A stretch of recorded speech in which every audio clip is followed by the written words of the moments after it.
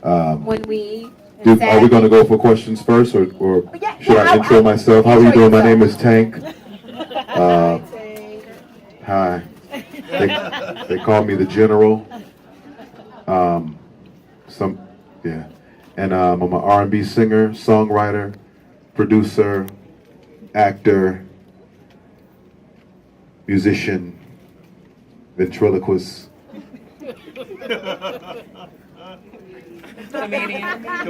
Comedian. I'm very, very, very happy to be here. I do have a new single out. It's called When We. Hopefully some of you have heard this. It's the #1 most added urban AC song in the country.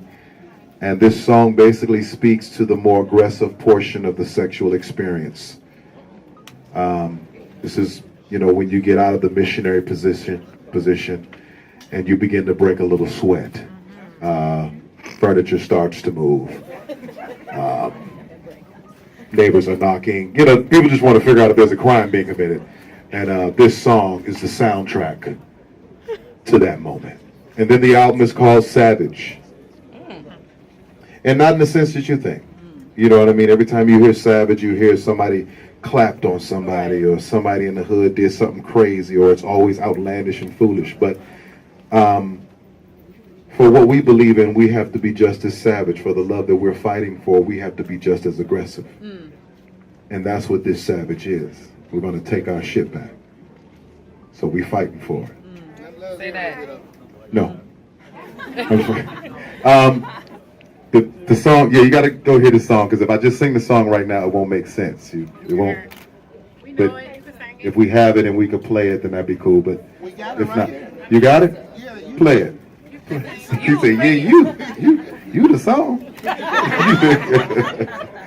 But if you have any questions, I'll be happy to answer any and all questions. All of them. Ask me anything about me. upcoming album and the meaning behind it, the name. I just said the Savage. Oh, you talking about the Savage? My bad. You know what? I want bad, you my bad, to be my with me. bad. And we are here. We are here. So what upcoming film that you're doing, or television? Not yet. Some stuff is in the works though. Something really, really cool. Because everything is so content based now. And so the music is more like, the music has become the t-shirt versus the t-shirt we used to give away with the CD. So I'm working on something that's really, really cool. That'll be in the movie space that we're doing on our own. So, next year it'll be really cool. Yes.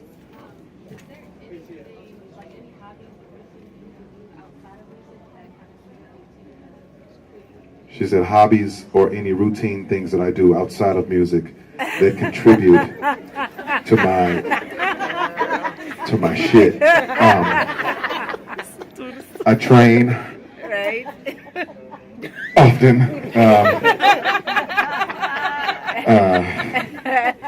No, I mean, I'm an athlete at heart, so, when people say, how do you get ready for shows and all these things, like I do push-ups. Right. I don't know how that helps my voice, but it just kind of works. And I love movies. Any Game of Thrones fans in here? Any Power fans in here? That's back on. I'm so excited. I got something to do. And I fan out. Oh, I just saw what's the name tonight that I'm getting ready to OD on. Snowfall. Ooh, I'm gonna OD on that. Snowfall is so fire. Anybody seen Girls Trip? No. Girls Trip is fire. Go see Girls Trip. So I love movies. I'm a movie buff, and I got my kids. I play with my kids, and we hang out and have a good time, and it all keeps me young and keeps me pushing forward. I have a question. Yes. My name is Farai. I'm from South Africa. A quick question. Farai from South Africa. Yes. I like the way you say this. Regarding Savage, can you talk to us about the creative process for your work, and also any collaborations in this particular body of work that you're presenting to us? The creative process was, once I found it,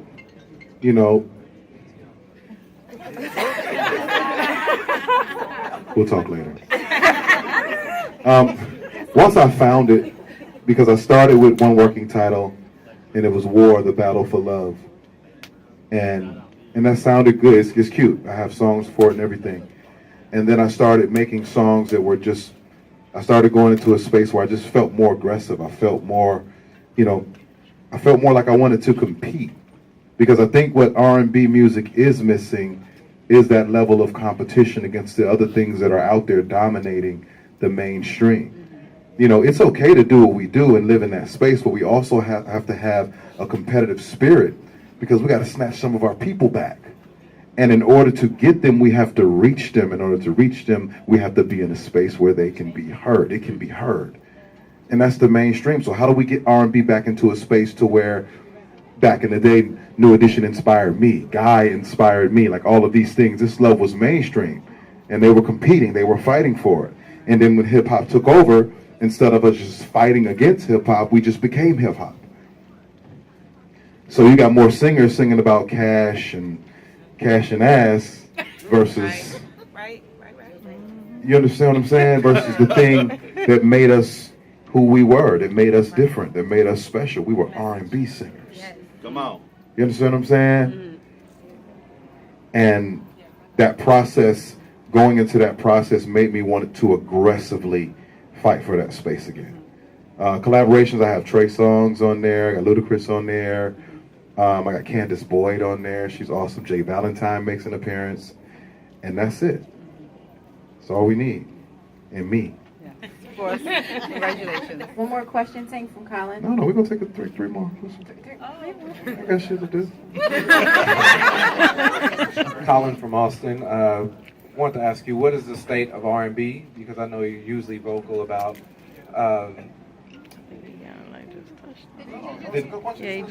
So what is the state of R&B? Because you're usually vocal about people not supporting R&B artists and everything. So what do you think the state of R&B is?